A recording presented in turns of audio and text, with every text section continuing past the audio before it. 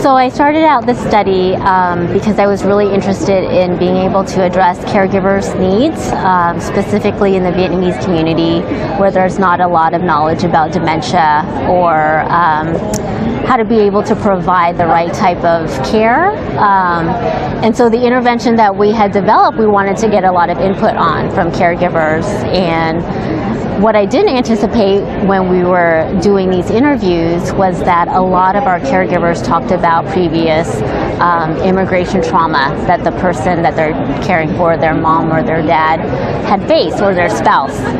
And a lot came out in terms of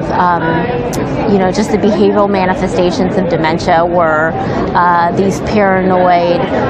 ideas about the communists coming into their home and taking their stuff because they were thinking back to the period of time when the fall of Saigon had happened, the Vietnam War, and the communists were a real threat to the Vietnamese community there. And so a lot of that came back to their loved ones. And so it was really hard for our caregivers to be able to understand and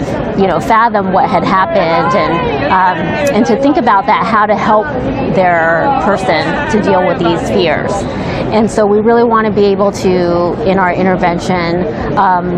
it's not meant to directly address the trauma, but to help caregivers understand that we understand where they're coming from, that we understand their history, that we understand the adversity that they faced, that their parents have faced, and we're trying to reduce their stress and reduce their burden now so that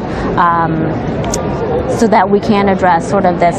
life course, lifelong adversity and trauma that entire Vietnamese families have faced.